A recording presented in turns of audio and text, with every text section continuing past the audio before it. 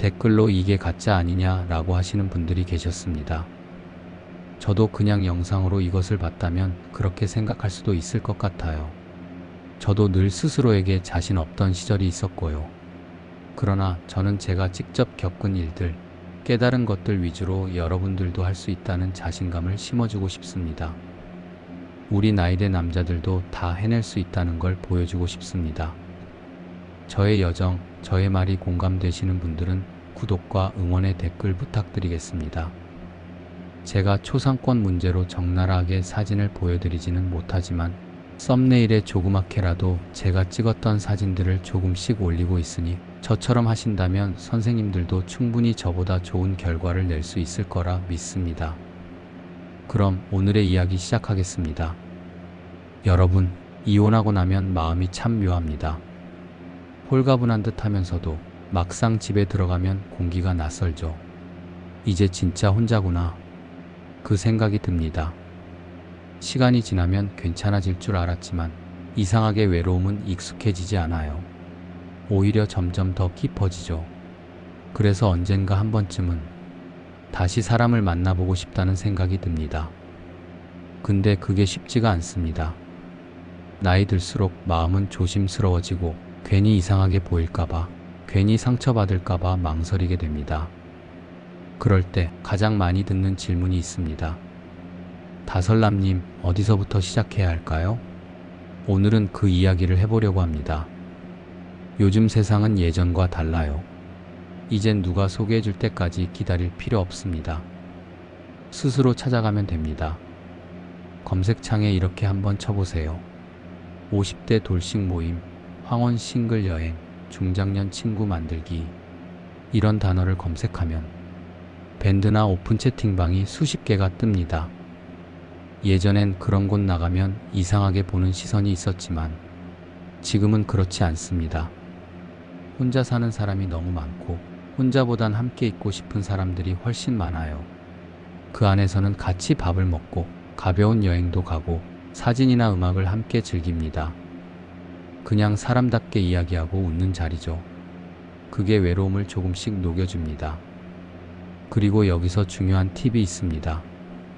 많은 분들이 남자가 훨씬 많을 거라고 생각하시지만 꼭 그렇진 않습니다.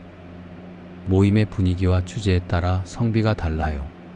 등산이나 캠핑, 낚시 같은 활동적인 모임은 남성 쪽이 많고 예술, 음악, 사진, 댄스 같은 감성형 모임은 여성 비율이 확실히 높습니다.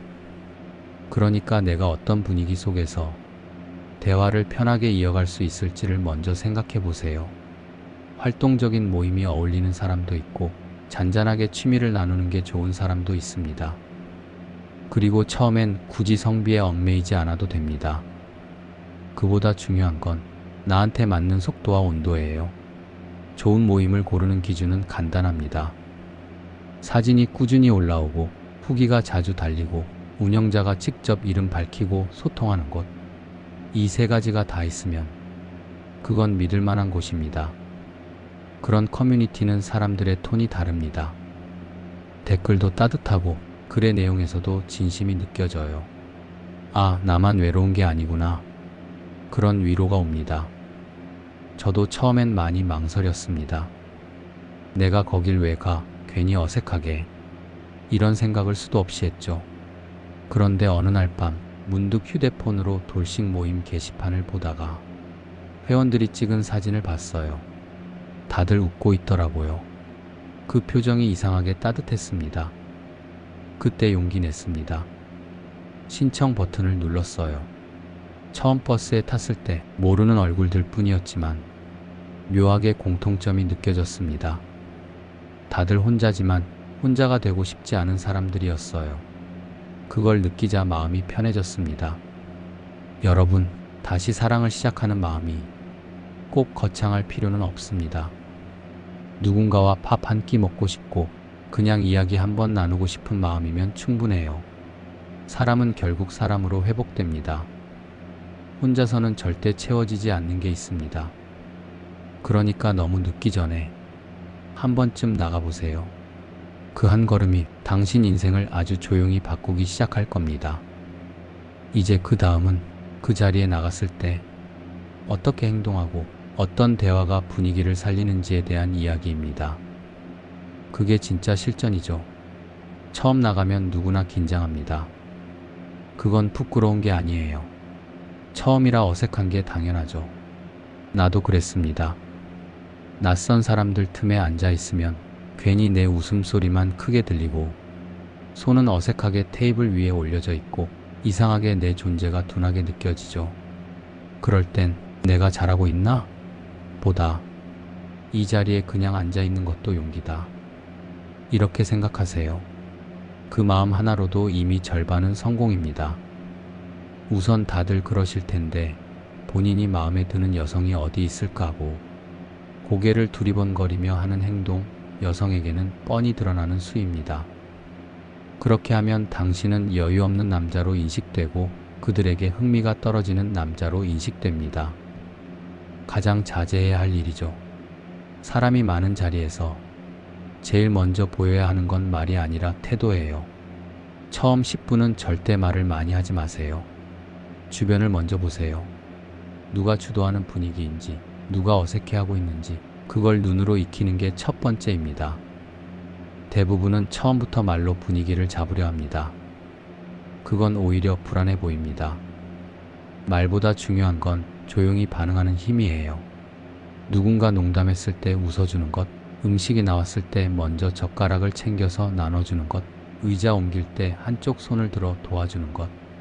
그런 단순한 움직임이 훨씬 인상에 남습니다. 저 사람은 배려가 있네.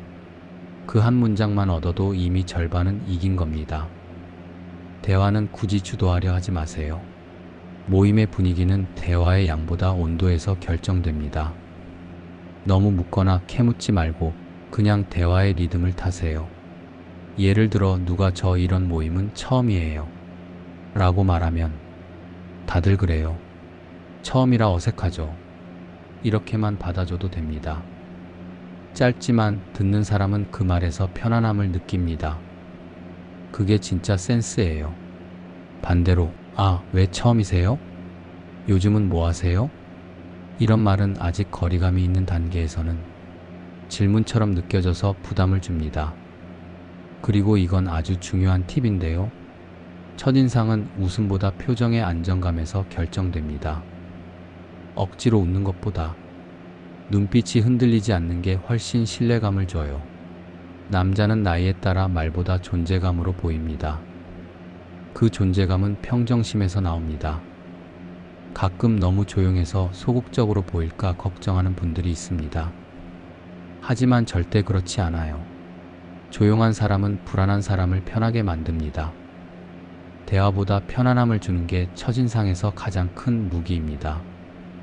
이런 자리에서 대화를 이어가려면 질문을 줄이고 관심의 포인트를 던져야 합니다. 이건 쉽게 말해 상대가 계속 말하게 만드는 말을 던지는 거예요. 예를 들어 누군가가 요즘 사진 배우는 중이에요 라고 하면 사진 찍으면 기분이 좀 달라지죠? 그 순간을 담는 맛이 있잖아요. 이렇게 말하면 상대가 자연스럽게 자기 얘기를 더 꺼냅니다. 그게 말을 잘한다는 뜻이에요. 말을 길게 하는 게 아니라 상대가 길게 말하게 만드는 겁니다. 그리고 분위기를 바꾸는 한 문장이 있습니다. 그 자리에 약간 공기가 굳어졌을 때 혹은 조용해졌을 때 이런 자리 나올까 말까 고민 많이 하셨죠? 이 말이에요. 이건 놀랍게도 대부분이 공감합니다. 그리고 미소 짓습니다. 그 순간 당신은 이미 그 자리의 중심이 됩니다. 처음 자리에선 절대 나를 보여주겠다는 생각하지 마세요. 그럴수록 어색해집니다. 그냥 사람들 사이에 잘 섞여 있는 남자, 그게 가장 매력적인 포지션이에요. 누군가가 물 한 잔을 흘리거나 자리에서 일어날 때 불편해하면 아무 말 없이 도와주세요. 그게 더 큰 인상으로 남습니다. 사람은 말로 설득되지 않지만 행동으로는 쉽게 설득됩니다.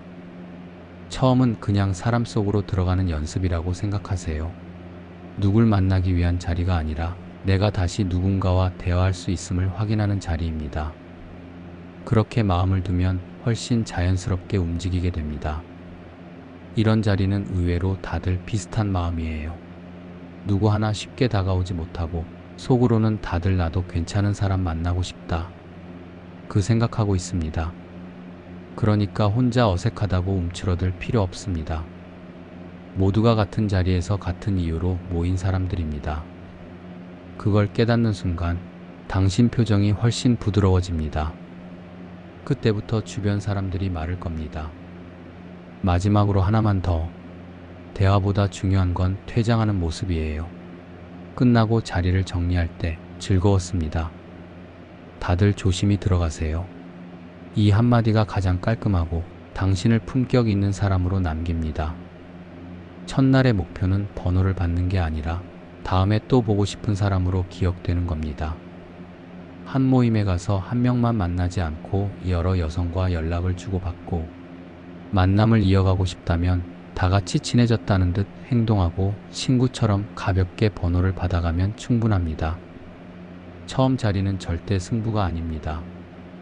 그건 연습이에요. 사람들 속에서 웃고 듣고 다시 내 목소리를 내보는 연습. 그걸 한 번만 성공하면 그 다음부터는 훨씬 쉽습니다. 사람은 한 번 용기를 냈던 일을 두려워하지 않습니다. 이게 바로 처음 나간 자리에서 해야 할 전부입니다. 너무 잘하려고 하지 말고 그냥 진심으로 반응하고 한 사람이라도 마음 편히 만들어주면 그걸로 충분합니다. 중요한 건 속도입니다. 좋아하는 마음이 생겼다면 그걸 숨기라가 아니라 조절하라는 겁니다. 감정은 숨길 필요 없지만 표현의 타이밍은 조절해야 합니다. 그녀가 나에게 미소 한번 건넸다고 해서 곧바로 연락하려고 하지 말고 그 자리에 남은 분위기를 먼저 기억하세요. 그 공기의 여운이 다음 만남을 이어주는 끈이 됩니다. 행사 중간이나 끝날 때 자연스러운 타이밍이 옵니다. 사람들이 흩어질 때, 버스 기다릴 때, 혹은 커피 한잔하는 타이밍. 그때 너무 준비된 말보다 즉흥적으로 진심이 느껴지는 말을 하세요. 오늘 분위기가 생각보다 괜찮네요. 이런 자리 나올까 말까 고민했는데 괜찮은 선택이었네요. 이런 말 한 줄이면 됩니다. 그녀가 편하게 반응하면 다음에 혹시 또 이런 모임 있으면 알려주세요. 이렇게 자연스럽게 마무리하세요. 그러면서 자연스럽게 연락처를 물어보는 것이죠. 이 방법 누구에게도 부담 없고 확실히 먹히는 방법입니다. 그렇게 되면 사석에서 따로 얼굴을 보는 것도 부담이 덜해져요. 다음 날엔 하루를 두세요. 바로 연락하지 말고 그날의 여운이 조금 남았을 때 짧게 한 줄. 어제 즐거웠습니다. 웃을 일 있어서 좋았네요. 이 정도면 충분합니다. 감정은 표현하되 정보처럼 던지면 됩니다. 좋았다보단 좋았네요. 이 어미의 차이에서 여유가 느껴집니다. 그 다음은요, 리듬을 유지하는 겁니다. 사람의 마음은 일관된 리듬의 안정을 느낍니다. 하루에 한 번 혹은 이틀에 한 번 짧게라도 톤을 맞춰보세요. 오늘은 바람이 좀 선선하네요. 요즘 음악 자주 들으세요? 이런 가벼운 말이면 충분합니다. 상대의 반응이 느릿하다고 조급해하지 마세요. 이 시기에 가장 큰 실수는 반응이 늦다 관심이 없다고 착각하는 겁니다. 그게 아닙니다. 조심스러운 사람일수록 느리게 마음을 엽니다. 그리고 아주 중요한 부분이 있습니다. 관심을 표현하되 기대는 걸 보이지 마세요. 사람은 관심엔 끌리지만 기대엔 부담을 느낍니다. 다음에 또 봐요. 이건 괜찮아요. 하지만 다음에 꼭 봐요. 이건 조금 무겁습니다. 차이는 단 한 글자지만 느낌은 완전히 다릅니다. 당신이 여유 있는 사람처럼 보이려면 말의 끝을 가볍게 마무리하세요. 그리고 잊지 마세요. 여자는 당신의 말보다 당신이 말하지 않은 걸 본다는 걸. 그녀가 이야기할 때 휴대폰을 내려놓고 눈을 마주치고 듣는 사람, 그게 매너입니다. 그 한 장면이 인상으로 남습니다. 그건 배운 척하는 매너가 아니라 당신이 집중하고 있다는 신호예요. 대화 중간에 그 말 들으니까 괜히 웃음이 나네요. 이런 말 한 줄이면 충분합니다. 칭찬은 많을 필요 없어요. 진심 한 줄이면 됩니다. 그리고 마지막으로 꼭 하고 싶은 말이 있습니다.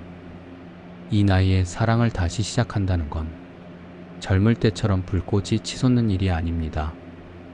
오히려 조용히 하지만 깊게 타오르는 불씨 같은 거예요. 누군가에게 설레는 마음도 좋지만 그보다 더 중요한 건 이 사람 옆에 있으면 편하다는 느낌입니다. 그게 바로 나이가 들어서 만들어낼 수 있는 진짜 사랑입니다. 그래서 관계를 이어가려면 매번 뭔가를 보여주려 하지 말고 그냥 꾸준히 같은 온도로 있어주세요. 그게 신뢰고 그게 매력입니다. 사람은 결국 안정감 있는 사람에게 마음을 엽니다. 그리고 그 안정감은 당신의 말에서 나오는 게 아니라 당신의 여유에서 나옵니다. 좋아하는 마음이 있다면 서두르지 말고 그 사람의 속도에 맞춰 걸어가세요. 조급한 사람은 흥미를 주지만 느긋한 사람은 신뢰를 줍니다. 그 신뢰가 생기면 그녀는 어느새 당신에게 조금씩 마음을 열게 될 겁니다. 사랑은 결국 타이밍이 아니라 리듬입니다. 같이 걷는 사람의 호흡을 느끼고 그 속도에 맞춰 발을 내딛는 것. 그게 진짜 사랑의 시작입니다. 여러분, 다시 사랑하는 건 두려운 일이 아닙니다. 외로움에 무너진 사람보다 다시 일어나서 용기 낸 사람이 결국 더 단단해집니다. 이번에는 서두르지 말고 천천히 당신의 리듬으로 사랑하세요. 그게 다설남이 말하는 어른의 사랑법입니다. 구독, 좋아요는 선택입니다. 다만 인생이 다시 설레는 법, 그걸 알고 싶다면 여기서 기다리겠습니다.